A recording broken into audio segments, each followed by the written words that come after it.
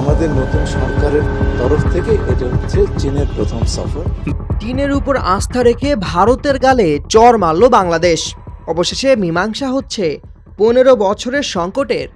6 মে বেইজিংয়ে দেখা গেল কূটনীতির সবচেয়ে বাস্তব চিত্র। 15 বছর ধরে ঝুলিয়ে রাখা তিস্তা ইস্যুটি অবলীলায় ভারতের প্রধান প্রতিপক্ষ চীনের হাতে তুলে দিয়ে নয়াদিল্লিকে চরম অস্বস্তিতে ফেলে দিয়েছে ঢাকা। আন্তর্জাতিক কূটনীতির মঞ্চে এটিকে একটি অভাবনীয় কৌশলগত পাল্টা চাল হিসেবেই দেখছেন বিশ্লেষকেরা। বাংলাদেশের পররাষ্ট্র উপদেষ্টা খলিলুর রহমান চীনের পররাষ্ট্রমন্ত্রী ওয়াং ইর সঙ্গে বৈঠকে আনুষ্ঠানিকভাবে তিস্তা নদীর সমন্বিত ব্যবস্থাপনা ও পুনরুদ্ধার প্রকল্পে বেইজিংয়ের সরাসরি অংশগ্রহণ ও সমর্থন চেয়েছেন। এটি মূলত ভারতের দীর্ঘদিনের কালক্ষেপণ ও অন্তঃশ্বাসশূন্য প্রতিশ্রুতির অনিবার্য পরিণতি। নোভা এলইডি টিভি, ঝকঝকে ছবি, নিখুঁত শব্দ, 5 বছরের ওয়ারেন্টি। নোভা মানি সঠিক মান, নিশ্চিত সেবা। 2011 সাল থেকে পশ্চিমবঙ্গের তৎকালীন মুখ্যমন্ত্রী মমতা বন্দ্যোপাধ্যায়ের আপত্তির অজুহাতে তিস্তার পানি বন্টন চুক্তি আটকে রেখেছে নয়াদিল্লি। সম্প্রতি ক্ষমতার পালা বদলে বিজেপির হাতে পশ্চিমবঙ্গের নিয়ন্ত্রণ যাওয়ার পরও ভারতের পররাষ্ট্রমন্ত্রী এস জয়শঙ্কর সেই পুরনো দ্বিপাক্ষিক প্রক্রিয়ার বুলি আওড়াচ্ছেন। দেশের 14% আবাদি জমি ও 7% মানুষের জীবন জীবিকার স্বার্থে ধৈর্যের বাঁধ ভাঙায় ঢাকা এবার বাস্তবমুখী পদক্ষেপ নিতে বাধ্য হয়েছে।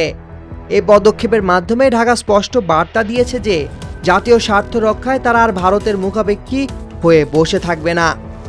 ভূরাজনৈতিক দৃষ্টিকোণ থেকে এই সিদ্ধান্ত ভারতের জন্য এক মারাত্মক কৌশলগত ধাক্কা। তিস্তা অববাহিকার অবস্থান ভারতের সবচেয়ে স্পর্শকাতর চিকেন স্নেক বা শিলিগুড়ি করিডোরের ঠিক পাশেই।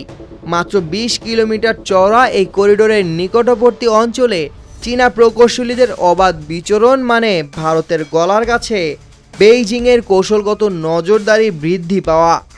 মিয়ানমার, বাংলাদেশ ও পাকিস্তানকে ঘিরে চীনের যে স্ট্রিং অফ পার্লস বা কৌশলগত বলয় তৈরির আশঙ্কা ভারত করে থাকে, তিস্তা প্রকল্পের চাবি বেইজিংয়ের হাতে তুলে দিয়ে ঢাকা যেন নয়াদিল্লির সেই ভূরাজনৈতিক ভীতিকেই বাস্তবে রূপ দিচ্ছে। তিস্তা প্রকল্পে চীনের এই সম্ভাব্য অন্তর্ভুক্তি কেবল একটি দ্বিপাক্ষিক উন্নয়ন চুক্তি নয়, এটি দক্ষিণ এশিয়ার ভূরাজনীতিতে ভারতের আধিপত্য খর্ব হওয়ার একটি রূঢ় বার্তা। রাজনৈতিক পর্যবেক্ষকদের মতে ভারত প্রমাণ করেছে তারা প্রতিবেশীদের কেবল আশ্বাস দিতে পারে, কিন্তু তা বাস্তবায়নে চরমভাবে ব্যর্থ। ঢাকা আজ কড়া ভাষায় বুঝিয়ে দিল জাতীয় স্বার্থের প্রশ্নে কোনো বৃহৎ প্রতিবেশীর একপাক্ষিক নীতির কাছে মাথা নত করার দিন শেষ। এই ঘটনা প্রবাহে ভারত শুধু একটি প্রকল্পই হারায়নি, বরং হারিয়েছে এই অঞ্চলের নেতৃত্বের উপর তাদের দীর্ঘদিনের একচ্ছত্র আস্থা। নিজেদের ভ্রান্ত পররাষ্ট্রনীতির কারণে সৃষ্ট এই চরম কৌশলগত বিপর্যয়ের পর নয়াদিল্লি এখন কী পদক্ষেপ নেয় আন্তর্জাতিক অঙ্গনে, এখন সেটাই সবচেয়ে বড় প্রশ্ন। সামিউল জয়, 21 টেলিভিশন।